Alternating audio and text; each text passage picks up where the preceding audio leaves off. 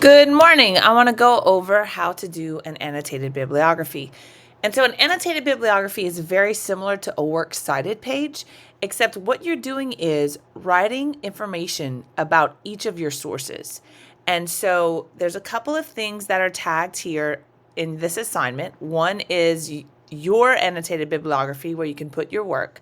The second is a reminder of how to do formats on OWL, the Purdue University site, which you should be able to reference your works cited page to make sure if I made any notes or took any points off for your formatting, fix it for this time. If you have added sources, you don't have to do all of them. I'm just for honors 7, for English 4, you need 5. So pick 5 that you know how to write well about, okay? Here are the directions for your annotated bibliography. You'll see they're very similar to the works cited page as far as how to format it. This step 6, though, is how you do the annotations, okay? So when we write annotations, whenever we read a text, it's notes. You're just creating notes, okay? So you will place your cursor after the period of your last citation. You hit enter once and then the tab key. This is where you're going to write 5 sentences, 7 for honors, discussing the source. You can write more if you like, but you need to use the following highlighting key to mark each paragraph. So you start off, this source talks about, fill in the blank. This source is credible because, and then you'll write a sentence about that. And this information is important because that is where you're going to add what was important for your, your presentation, your project. Why did you write the note cards down, right? So you'll see that this is an example. I only have 2, but of how you would create the annotation. So you'll see you have the beginning of wherever your citation starts, and then I would have put my cursor here, hit enter, and then tab. That way it keeps this hanging indent, okay? And so it says, this source describes the use, risks, and procedures for cochlear implants. The Mayo Clinic, established 1998, is a credible source because it is a national nonprofit organization consisting of medical professionals throughout multiple disciplines. The material is medically peer-reviewed and offers valid information.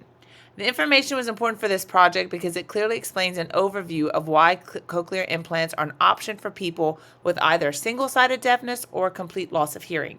The potential risks are adequately explained as well, along with steps of how to prepare for the procedure and rehabilitation expectations. Now, you may note that some of this, if you've done your research journals, you might be able to go back, you should be able to go into your research journals and get some sentences about what did you learn each day while you were researching. See how I told you all of this kind of fits together.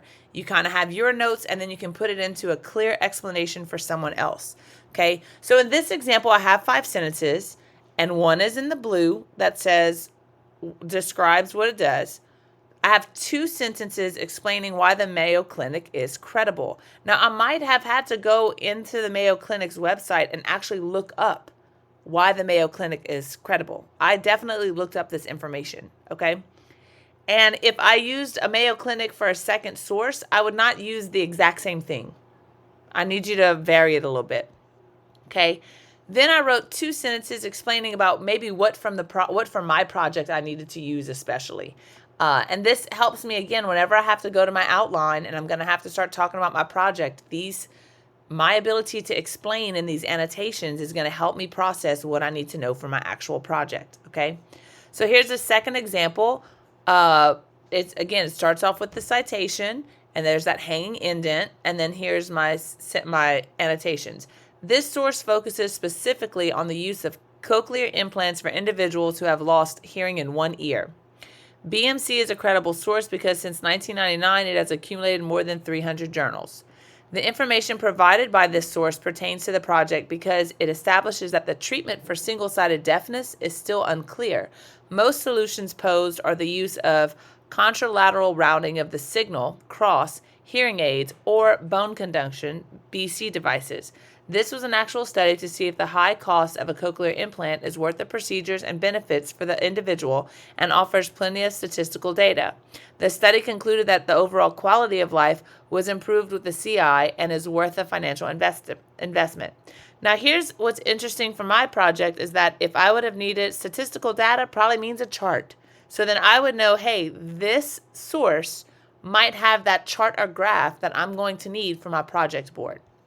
Okay, so this is what your annotated bibliography is going to look like.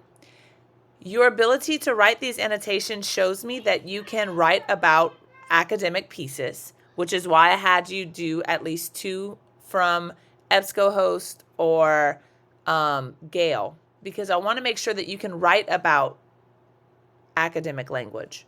Okay, and so if you have any questions, you can email me. As a reminder, the rubric, there's a rubric attached. This is 150 points. You get 25 points for format, and then it's 25 points for each source. Okay. For honors, though, it's 10 points for format and 20 points for each source because you have to do 2 more sources. Okay. So annotated bibliographies are super helpful. They let the reader know like what goes in each source, and these are used a lot in college, which is why I had you focus on doing this instead of just a research paper. And so if you have questions, let me know. I hope this explains it well for you, and I can't wait to read what y'all got.